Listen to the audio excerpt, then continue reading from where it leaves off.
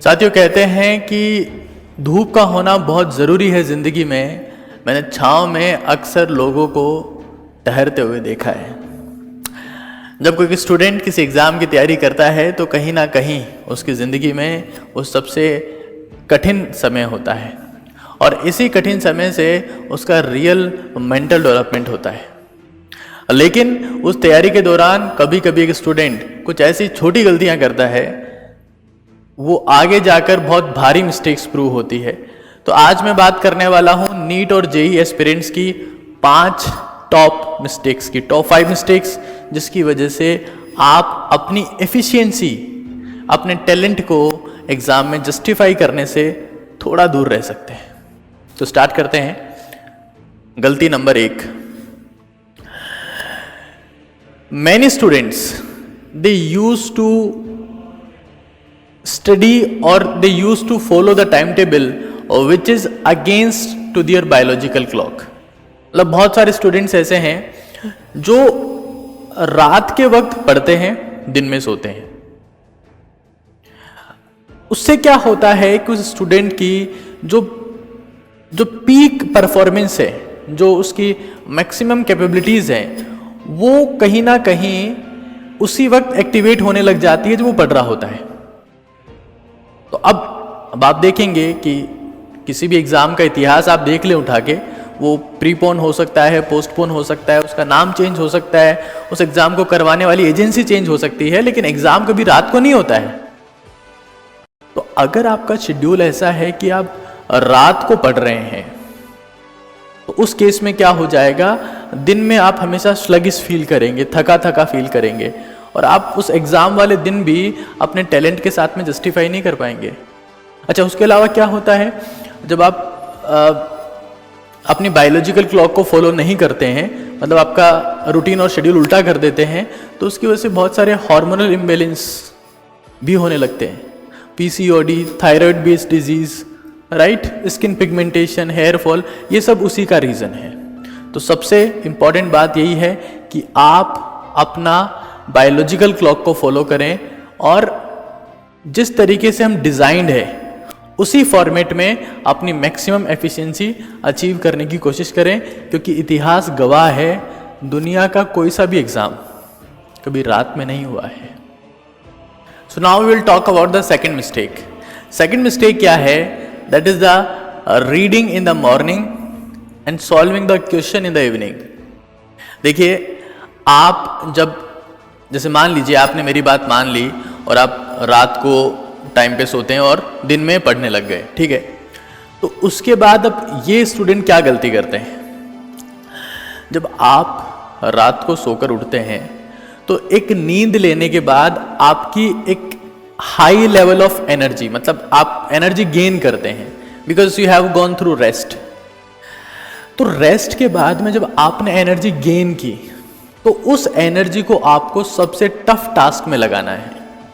मतलब उस वक्त अगर आपने एनर्जी गेन कर ली है तो एनर्जी गेन करके आपको थ्योरी रीड नहीं करनी है, आपको क्वेश्चन सॉल्व करना है। अगर आप जेईई की तैयारी कर रहे हैं तो आपको मैथमेटिक्स का कोई सीट ले सकते हैं, और अगर आप नीट की तैयारी कर रहे हैं तो आपको फिजिक्स या फिजिकल केमिस्ट्री अपनी मैक्सिमम एनर्जी सबसे टफ चीज में इंप्लीमेंट करनी है। तो आप जब सुबह उठते हैं तो आप सबसे टफ चीज में अपनी एनर्जी को इंप्लीमेंट करें।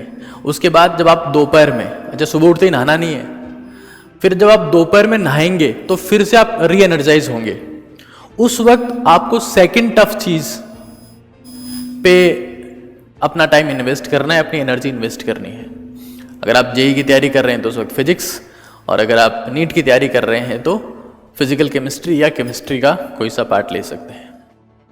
तो ये चीज़ समझना बहुत ज़रूरी है। थ्योरी जो बहुत आसान चीज़ है वो आपको शाम के टाइम पे पढ़नी है, जब आपको लग रहा है कि अब मेरे में एनर्जी नहीं बची है या मैं पूरे दिन से मेहनत कर रहा हूँ। इस तरीके से आप अपनी एनर्जी को रीचैनलाइज कर सकते हैं और अपना रियल आउटपुट अचीव कर सकते हैं आप अपने आप को इस तरीके से बैलेंस करके। ठीक है, तो हमेशा हमेशा never read in the morning, read in the evening and solve in the morning. It is very very important. तो हमारे पास में अब हम बात कर रहे हैं थर्ड मिस्टेक की। तो थर्ड मिस्टेक क्या है? Directly remembering formula. हालांकि जेई वाले स्टूडेंट्स में हैबिट कम होती है, लेकिन नीट वाले स्टूडेंट फिजिक्स में डायरेक्ट फॉर्मूला याद करके सोचने लगते हैं कि उनको फिजिक्स आ गई है। देखिए, एक फिजिक्स टीचर में और एक स्टूडेंट में क्या डिफरेंस है?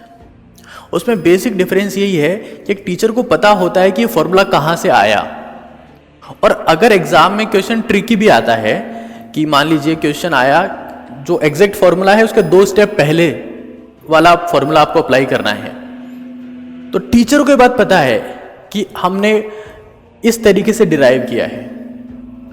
और अगर यही बात स्टूडेंट को पता हो कि फॉर्मूला आया कहां से, तो वो कभी भी फिजिक्स उसका वीक सब्जेक्ट नहीं होगा। तो आप इस चीज को समझना है, कोई भी डायरेक्ट फॉर्मूला रटना नहीं है अपने को। आप रटेंगे, अगर मान लीजिए आपकी किस्मत बेकार रही, आप उसे भूल गए, तो अब आपके पास में वापस डिराइव करने का कोई ऑप्शन नहीं है। तो कोई फॉर्मूला रटना नहीं है, अपने को समझना है कि आ कहां से रहा है। जैसे एक बहुत बेसिक सी बात करता हूं मैं, मान लीजिए एक बेटे को उसके अमीर फादर ने एक BMW कार दी। अब मान लीजिए वो BMW कार जो है वो चोरी हो गई या एक्सीडेंट में डैमेज हो गई, तो क्या आपको लगता है कि वो बेटा वापस से एक BMW कार अपनी लाइफ में हासिल कर सकता है? अगर यही चीज़ उसके फादर के साथ में होती, जिन्होंने अपनी कमाई से उसको वो कार दी थी, तो उसके फादर ये काम फिर से कर सकते हैं, बिकॉज उनको पता है कि BMW कार कैसे आती है। हाँ, ये एक जनरल लाइफ एग्जाम्पल है। तो ये बेसिक डिफरेंस होता है एक फिजिक्स के स्टूडेंट में और एक टीचर में। टीचर को पता होता है कि फॉर्मूला आ कहां से रहा है, तो ये चीज आपको समझनी है कि फॉर्मूला आया कहां से। डायरेक्टली आप याद करने की कोशिश ना करें, है ना। जैसे वर्क एनर्जी थ्योरम है, उसमें हम वर्क लिखते हैं MAS, ठीक है। तो उसमें A को हम रिप्लेस कर देते हैं किससे? V² - U²/2h से। तो जब आप उसको सॉल्व करते हैं तो it end up work equals to kinetic and potential energy का जो डिफरेंस होता है। तो ये बात आपको समझनी है। Now we will talk about the fourth mistake. Fourth mistake क्या है? स्टूडेंट अपने कोर कंटेंट में कॉन्फिडेंस शो नहीं करते। आपको ये समझना पड़ेगा, जैसे हम लोग जितने भी ह्यूमन हैं, इन सबको सरवाइव करने के लिए, जिंदा रहने के लिए जो उनकी नीड है वो क्या है? वो है रोटी, कपड़ा, मकान, ठीक है। एयर, ऑब्वियसली एयर चाहिए, है ना। वाटर चाहिए, air, water, food, clothing and some place to stay. इसके अलावा बाकी सब चीजें जो है वो हमारी नीड नहीं है, डिजायर्स है। ऐसे ही जब आप किसी एग्जाम की तैयारी करते हैं तो वहां पर आपके पास में 2 टाइप की चीजें होंगी। एक तो नीड होगी कि इस एग्जाम को क्रैक करने के लिए आपको ये चीज तो करनी ही करनी है, और दूसरी आपकी डिजायर्स होगी कि मेरे पास में ये वाला कंटेंट होना चाहिए, इस टाइप के नोट्स होने चाहिए, वो सब आपकी डिजायर्स होंगी। तो आपको ये समझना पड़ेगा कि किसी भी एग्जाम को क्रैक करने के लिए फिक्स कंटेंट होता है, वो आपको फॉलो करना है। जैसे मैं मान लो नीट की बात करता हूँ, तो नीट में आपको NCERT एग्जाम्पल और प्रीवियस ईयर क्वेश्चन, ऐसे जेई में भी एक स्पेसिफिक कंटेंट है, उसके लिए सेपरेट वीडियोस हैं। तो आपको उस कंटेंट में बिलीव शो करना पड़ेगा कि मैं इस कंटेंट को कम से कम 5 बार करूं, बिकॉज सिलेक्शन और rank is directly proportional to revision और the retention and inverse to the number of resources. आप जितने अंधाधुंध रिसोर्सेज यूज करते जाएंगे, आपके सिलेक्शन होने का चांसेस उतना ही कम होता जाएगा। So again, it is very very important that you must show your belief in the core resources. अगर core resources में आपका belief नहीं होगा तो आप कभी selection achieve नहीं कर सकते।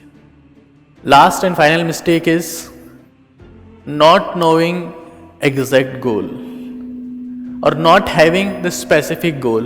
अगर कोई सा भी student, whether he is preparing for the NEET or JEE or whether she is preparing for the NEET or JEE, they must understand that they must have a specific goal. कि मैं IIT Bombay में जाना चाहता हूँ। Even after that, even your mobile lock and your alarm clock must resemble with the same.